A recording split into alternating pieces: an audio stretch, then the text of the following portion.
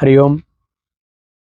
अगर कोई दमकता हुआ धधकता हुआ अंगारा भी कुछ समय तक ऐसे ही अप्रयुक्त पड़ा रहे तो समय के साथ साथ उसके ऊपर राख जमनी शुरू हो जाती है।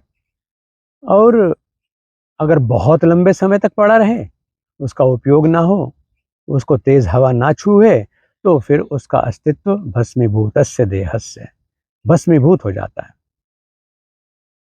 और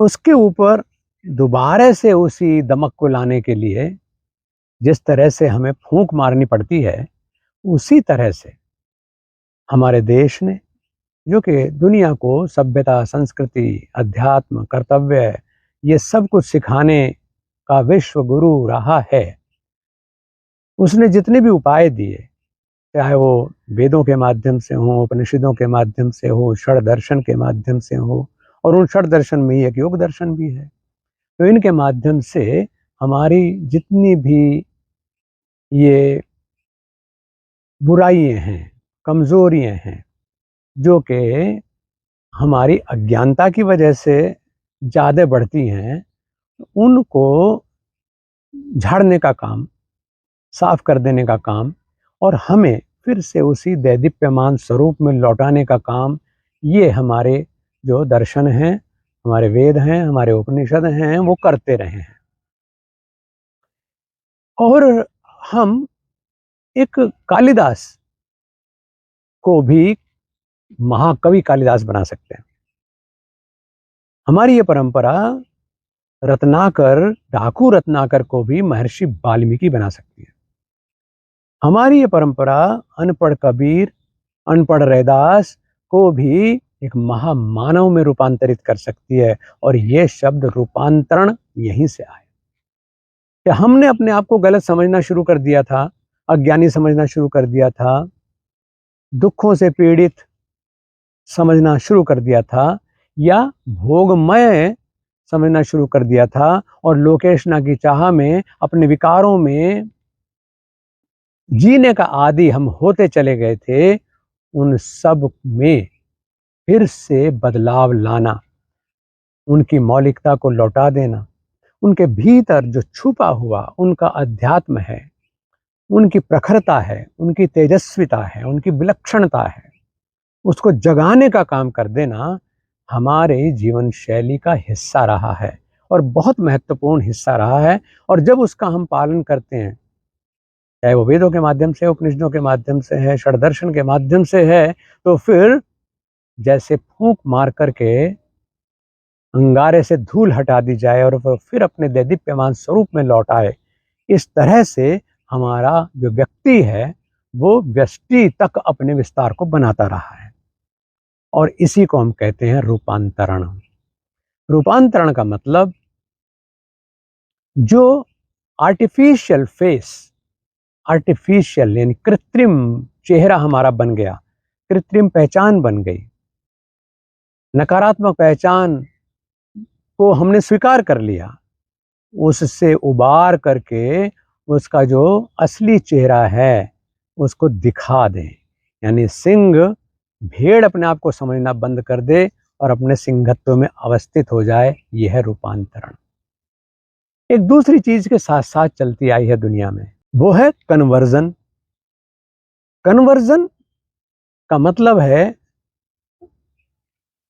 एक शेर को उसका सिंहत्व भुला देना, कि वो शेर है ये बात वो भूल जाए, और उसे एहसास करा देना कि नहीं, तू तो भेड़ है, तू तो भीड़ का हिस्सा है, और जो मैं बता दूं वही सही है, क्योंकि पुराना जो मेरी पहचान है उसको हमने मिटा दिया और उसको कन्वर्ट कर दिया दूसरे रूप में। तो जो रूपांतरण है वो सकारात्मकता की देन है, और जो कन्वर्जन है वो अज्ञान के अंधेरे की देन है। ये कब में को कन्वर्जन हो जाता है हमें पता नहीं चलता। दोस्ती होती है, ऑफरिंग्स होती हैं, मौज मस्ती होती है, आकर्षण होते हैं, और जिसे कहें कि हम लम्हों में जीने के आदी हो जाते हैं, क्योंकि हम अपने शाश्वत स्वरूप को तो भूल ही गए। उसके बाद तो हमें जैसा भी कोई रख ले।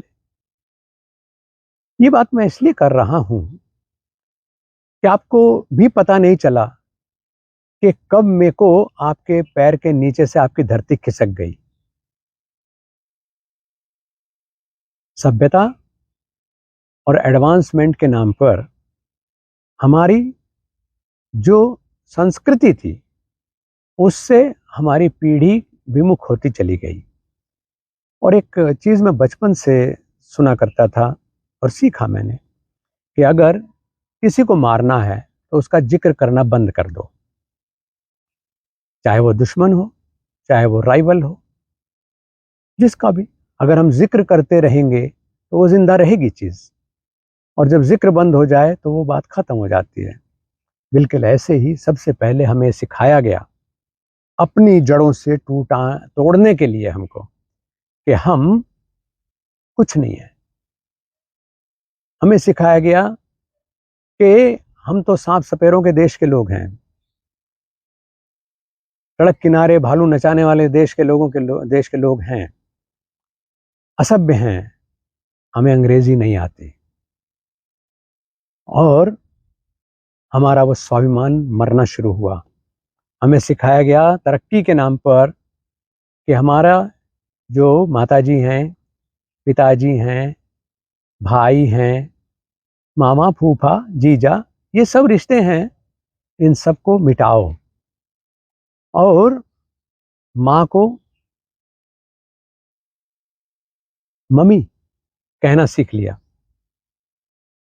और हमने सोचा कि शायद इंग्लिश आ गई, और माँ भी खुश होती थी कि मेरा बच्चा मुझे माँ नहीं कहता, मम्मी कहता है। हमने पिता को डैडी कहना शुरू कर दिया, और वो भी ये सोचने लगा कि मेरा भी कुछ इज्जत बढ़ गई, अब मैं पिता से डैडी हो गया। समाज में भी इस चीज़ को स्थापित करने लगे कि अंग्रेजी बोलता है इसलिए बहुत अच्छा है। अंग्रेजी मैं भी बोलता हूँ, थोड़ी बहुत अच्छी बोल लेता हूँ, लेकिन अंग्रेजियत नहीं मेरे जीवन को छू पाई। क्यों? क्योंकि मुझे घुट्टी में ये मिला हुआ था कि वी आर द बेस्ट। घुट्टी में मिला हुआ था कि वेदो असी। घुट्टी में मिला हुआ था कि तत्त्वमसि। घुट्टी में मिला हुआ था कि बिंदु के अंदर सिंधु होने की सामर्थ्य छिपी हुई है, बीज में वृक्ष होने और एक अहम बहुश्याम की सामर्थ्य छिपी हुई है। इसलिए अंग्रेजी बोलते हुए भी अंग्रेजियत नहीं आई। अंग्रेजी इसलिए बोलना कि अंग्रेजी बोलने वाले भी मेरे प्रिय हैं, क्योंकि वो मेरे विश्व परिवार के सदस्य हैं। लेकिन अपने को खोना नहीं है। और वो जो डैडी आए, वो जो मम्मी आई, उसके साथ और क्या हो गया, अब हम और अंग्रेजी में आगे बढ़े। जबकि मैंने इंग्लिश में तो ऐसा नहीं पढ़ा था। जब मैंने हिस्ट्री ऑफ इंग्लिश लिटरेचर पढ़ा, चौसर्स एरा पढ़ा, शेक्सपियरियन टाइम को मैंने पढ़ा, तो कहीं ऐसा नहीं था कि वहाँ पर हाय डैड, यानी पहले तो डैडी हुआ, फिर वो डैड हुआ, और उसके बाद वो हाय डैड। आप जानते हैं हाय तौबा कब मचती है, हाय तू मर गया। मम्मी भी हाय मम्मी हो गई, यानी मेरी माँ भी, क्योंकि डैड मम्मी तो मिस्र में मम्मी होती है जो एक डेड कॉर्पस है, तो उसको भी हाय मम्मी बना दिया। और जब माँ मर गई, पिता मर गया, तो मातृत्व तो कैसे जिंदा रहेगा? जब पिता मर गया तो उसका वात्सल्य कैसे जिंदा रहेगा? और जो माँ और पिता के कारण परिवार का एक रूप रहा, वो प्रथम गुरु है हमारे, वो रूप कैसे जिंदा रहेगा? हाय मॉम, हाय डैड, दोनों खत्म, तो ऐसे संबंध खत्म। इसी तरह से हमारे और संबंधों में भी पिता के साथ साथ ताऊ, चाचा, फूफा, मामा, गुरुजी, क्या जरूरत है उन्हें सर कहने की? क्यों है, किस बात के सर हैं वो? सर तो एक डिफरेंस पैदा करता है और गुरु प्रेम देता है। गुरु तो अंतेवासी बनाता है हमें। हम गुरु को अपने अंतेवासी के रूप में स्वीकार करते हैं, गुरु हृदय में धारण करते हैं, गुरु को हम अस्तित्व के साथ जोड़ लेते हैं, लेकिन सर को तो नहीं जोड़ा जा सकता। तो इन संबंधों को भी हमने सर बना दिया और या फिर अंकल बना दिया। मौसी, मामी, फूफी, बुआ सब आंटी हो गए। कहाँ गए हमारे रिश्ते? जब रिश्ते नहीं रहे तो परिवार कैसे रहेंगे? और फिर हमने ये भी सीख लिया कि बस इतना तो सीख लिया कि हर रूप में भगवान है, लेकिन कैसे है और ये बात किसने तुम्हें सिखाई, ये भूल गए, अपने गुरु को भी भूल गए। और उस समय हमने कहा हमें तो ये सिखाया गया था कि भगवान हर रूप में है, तो आप जो है फिर रूपांतरण के बजाय धर्मांतरण की तरफ चले गए। मैंने कहा कि जो ट्रांसफॉर्मेशन है वो होना चाहिए था कि आपके ऊपर जो गार्बेज, ये जो कूड़ा करकट डाल करके आपके वो छिपाने की, आपके प्रकाश को, आपके दैदीप्यमान स्वरूप को, आपके ज्ञानमान स्वरूप को, आपके विश्व गुरु के स्वरूप को जगाने के लिए जो काम होना चाहिए था उसको दबाने के लिए गार्बेज आपके ऊपर डाल दिया गया। और फिर हम आसानी से कन्वर्जन की तरफ चले जा सकते हैं, क्योंकि जो मदहोश हो जाता है उसको तो बेचारे को किधर ही ले जाएं कोई फर्क नहीं पड़ता, क्योंकि उसका सत्व समाप्त हो जाता है। जब सत्व समाप्त होता है तो उसके बाद उसके पास कुछ शेष नहीं होता है। तो मैं एक साधक होने के नाते, और आप मुझे गुरु रूप में देखते हैं, उस तरह के बहुत सारे संदेश मेरे पास आते हैं, तो फिर मैं आपसे याचना ये करता हूँ कि होली सो होली, ये आ रही है होली का पर्व, तो इसमें जो बीती ताही बिसारी दे, आगे की सुधि ले। हम कन्वर्जन की तरफ जाने के बजाय, मैं किसी का विरोधी नहीं हूं, मैं किसी को कन्वर्जन नहीं करना चाहता। मेरे पास असंख्य विविध आस्थाओं के लोग आते हैं, लेकिन योग उन सबको स्वीकार करता है, जोड़ता है और उनके धर्म के अनुसार अच्छा रहना, अच्छा जीना सिखाता है। उसमें मैं एक टूल हूं, मैं भी ये काम करता हूं, लेकिन मैं कन्वर्जन में विश्वास नहीं रखता। हाँ, रूपांतरण में पूरा विश्वास रखता हूं। और रूपांतरण ये जो मैंने अभी कहा कि होली पर मुझे गुरु दक्षिणा दीजिए, भिक्षा दे दीजिए, कि हम अपने बच्चों को उनके स्वरूप की तरफ लौटाएंगे। जो होली सो होली, लेकिन आज के बाद मेरे घर में हाय मम्मी नहीं होगा, हाय तौबा नहीं होगा। माँ जिंदा है मैं हमारी, तो मेरे यहाँ माँ होगी, माँ के चरण स्पर्श होंगे, माँ को प्रणाम होगा।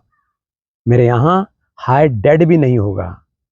मेरे देश में, मेरे परिवारों में मेरे पिताजी होंगे, मेरे परिवार में हमारे चाचा जी होंगे, ताऊ जी होंगे, मामा जी होंगे, फूफा जी होंगे, बुआ जी होंगी, मामी जी होंगी, चाची जी होंगी, ताई जी होंगी, बहन जी होंगी, भाभी होंगी। इन रिश्तों को जिंदा रखें। इन रिश्तों को जिंदा रखने का मतलब है परिवार की व्यवस्था को जिंदा रखना, समाज की व्यवस्था को जिंदा रखना।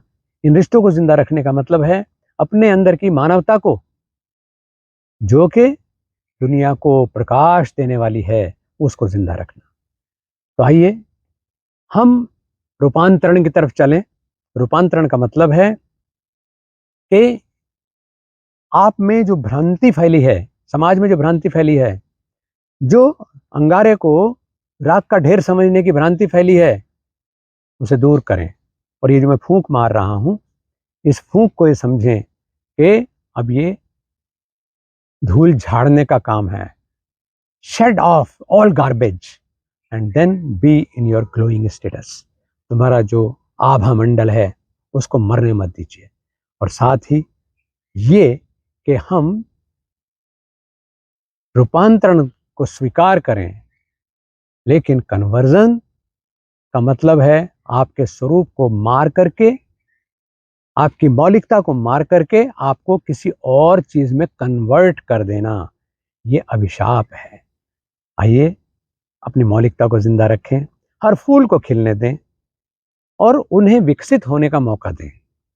कोई अपनी आस्था किसी भी तरह की है तो उसे उस रास्ता पर चलने का बधाई, लेकिन किसी को अज्ञानता की ओर धकेलना, ये अमानवीयता है। आइए रूपांतरण करें, स्वरूप